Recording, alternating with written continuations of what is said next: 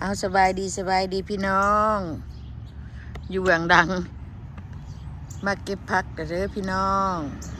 สบายดีตอนเช้าพี่น้องบ้านคานมันเองขนมไม่ได้ไปหรอกการงานขนมอยู่เฮือนพักผ่อนเพราะว่าอยู่ในช่วงเบเกเซนมาเก็บผักหอมเลยจีไปใส่อัน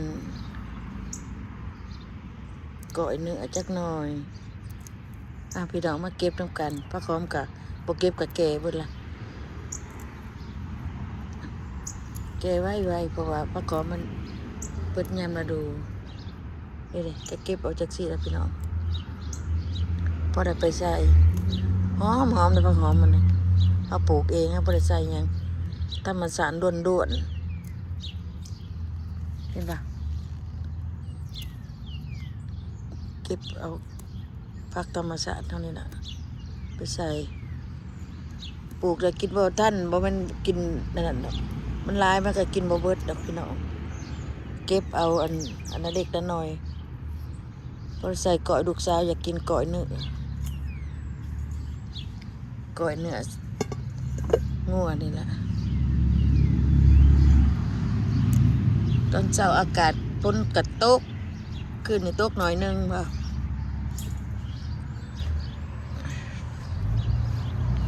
โอ้ยตัวดีแห้งงามแห้งพ่วมกำลังใส่พี่น้องเลยกำลังหอมเลยผักหอมปอมขอไปดีเขาบ้านเองบ้านนี่กระลกออกไปได้ต้นนี้มันบังต้นมันอยากให้มันดันพี่น้องอ่อนได้ขนาดว่าเก็บมันก็แก่เป็นดอกไว้เขาต้องเก็บให้มันเป็นดอกอ่อนเป็นยอดอ่อนนะพี่น้องเนาะเด้อพี่น้องเด้อมาเก็บผักน้ำกันพี่น้องเลย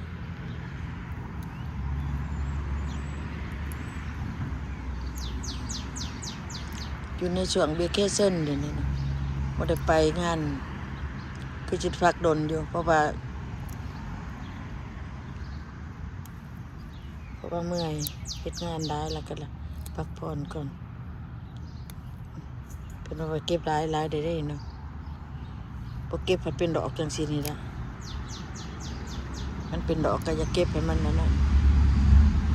โอ้ยอย่ากินพันปลาเลยขนมหมักได้พันปลานี่หลายเติบละ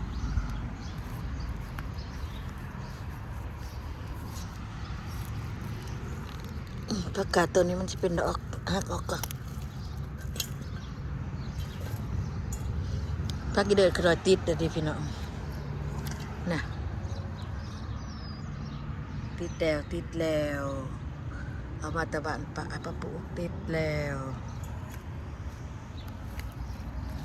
น้ำหมอกแรงแห้ง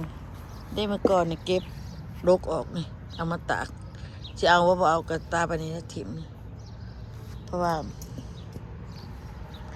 หมักบวบหมักหมักน้อยขนาดกันบ้านพักกระแยะมันคือบอกว่านี่ดิพ่อเพิ่นบ้านพักกระเดือดทักนี่ก็ออกเลยใหญ่อันนั่นดิขนาดกระจีบอยอันเอาเขาในเฮือนยามหนาวเพิ่งโดนนี่พักอีตู่พักนางตู่พักเอื่อยตู่พักสาวตู่ พี่น้องขอโทษบอกยอกพี่ซื้อ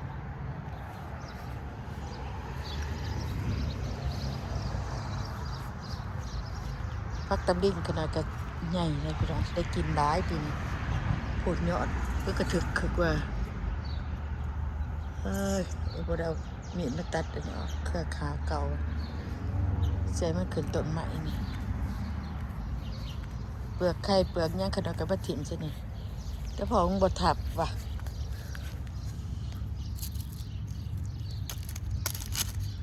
ถับมันมุนนะตัวคือมันก็เป็นขนาดนั้น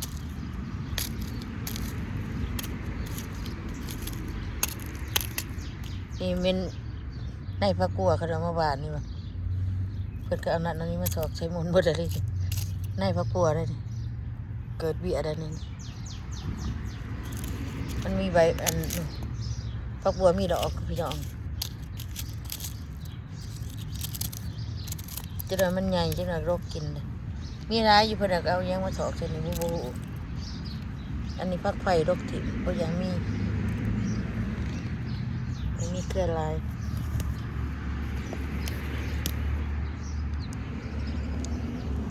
ดอกเครือดอกแค่ทิมก็ปล่อยป่งแล้วปล่อยป่งไปอันนี้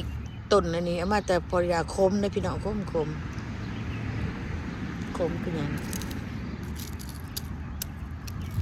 ถ้าเปิดอันนี้ให้มันผักของบัวเลยมันเกิดมันใหญ่พอได้กินอันนี้ก็แม่นอันนี้ยามาต้นยานี่ก็เคยเข้าห้อปลูกชนิดปลูกกับบ่ย่างดอกแต่โดยปลูกจะตั้งไว้มันหนาวมากกับบ่อยู่หนาวเก็บผักบัวก่อนพี่น้องเอาไว้มันจักหน่อยนี่มะเขือกะโอ้ยปลูกได้วิตามินกินใบเบิดนี่แมงขี้ให้น้อยๆนะพี่น้องเด้อผักเบี้ยบ้านข่อยมี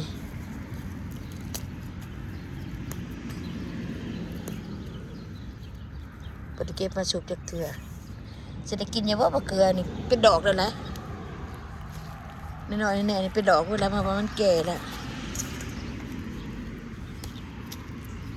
เป็นดอกเป็นแนงเบิดล่ะ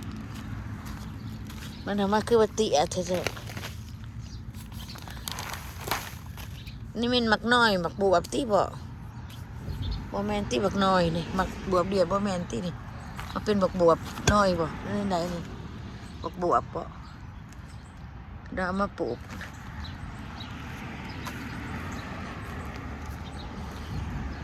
เก็บผักบัวกับพี่ดอกยามประเช้าตื่นมา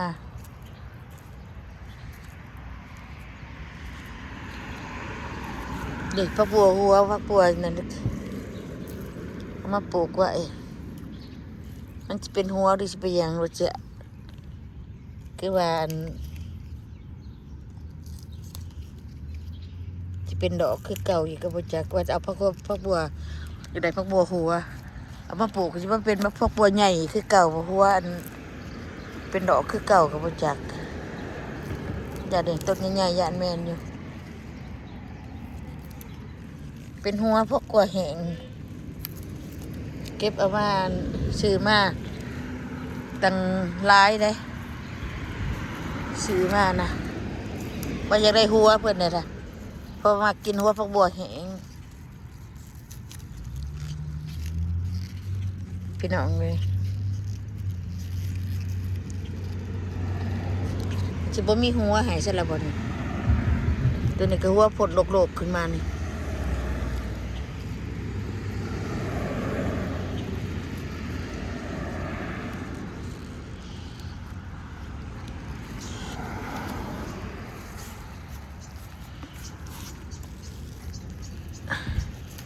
ยามมาเช้าอากาศดีเย็นเลยพี่น้อง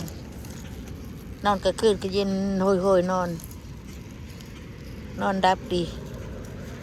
บ่ได้เปิดแอร์เราเด่นนี่นะพอแล้วนอนเอาจักหน่อยกระเทียมจักหน่อยก็ได้กุแล้วนี่พี่น้องเอ้ยหมากใหญ่หมากแก่แล้วก็ได้กุแล้วนี่เก็บหมากเก็บหลอกเก็บหัวมา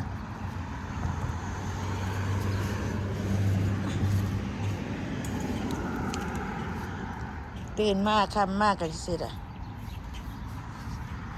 ถ้าบริเวณงานก็นั่นเก็บผักแพรวก่อนพี่น้องแจ็ค2-3หยอดไปใส่หอมได้ผักแพรวขน้อยมากจ้ะขน้อยขยายไว้ก่อนนี่เด้ย้ายนี่ให้มันเต็มนี่พี่ยังใบกินฟันกินไข่ดุไข่ยัง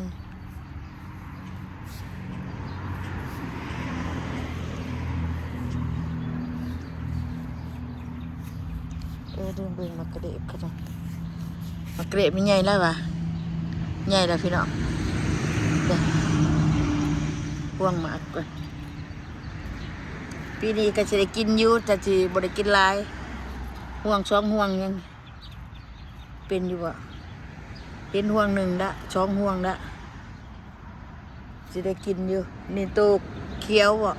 ตัวนี้สิเป็นโตสีโพโปสีม่วงนะยอดแดงเด้จะได้กินอยู่หมากมันก็ได้ยามหนาวมากกับบ่อันนั้นนี่ได้นี่บ่พี่น้องผู้ใดอยากได้เบี้ยบักแข้งคมมาเอาเด้อพี่น้องเด้อนี่เด้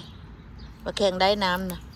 ขน้อยเอาในมันหน่วยมันถิ่มปีกายถิ่มอยู่นี่อันนี้แม่นั่นนี่ขน้อยกระโปกแล้วสิบ่ป้าบ่ดีแต่เพิ่นมีเบิดนี่แม่นเบิดน่ะเบี้ยบักแข้งคมน่ะน้อยๆมันมีลายอยู่รกขิมน้ำมันลายโปดนี่กระแม่นนี่ตัวนี้กระแม่นนี่อันนี้กระแม่นจุ่มนี่กระแม่นอันนี้กระแม่นเบี้ยบักแข้งคมไปยังไดไปปลูกมาเอาเด้อพี่น้องเด้อแม่นั่นนี่ขน่อยใจมันบ่อยมันอยู่ในนี้มันสิงำต้นกระเด็บขน่อยเพราะว่าบ่อยากให้มันงำบ่อยากให้มันนั่นเป็นหยังมากระเด็บสิบ่มีก็บ่อยากให้ต้นมะแข่งคมมันใหญ่เติบอยู่เลยนั่นละสิเฮ็ดฐานให้มันอยู่จักมือได้ละจะได้เฮ็ดได้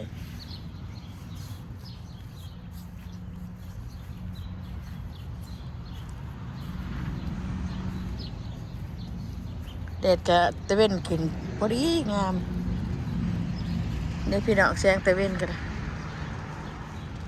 พอดีหลับขึ้นแล้วอากาศดีเลยลมโบยอยู่เคพี่น้องเอาอยู่ดีไม่แห้งพี่น้องเอ้ยเด็กเก็บผักก็ได้ละพอละก็อย่าเก็บได้บ่ร้ายแต่อันเล็กๆน้อยๆเอาวันนี้มีโอกาสได้พักผ่อน2-3 อาทิตย์พุ่นละเอาโชคมันนะพี่น้องเด้ออยู่ดีไม่แห้งความเจ็บจะได้ครบไข่จะมีอยู่ดีไม่แห้งกับครูทุกคนโชคมันลำด้วยพี่น้องบาย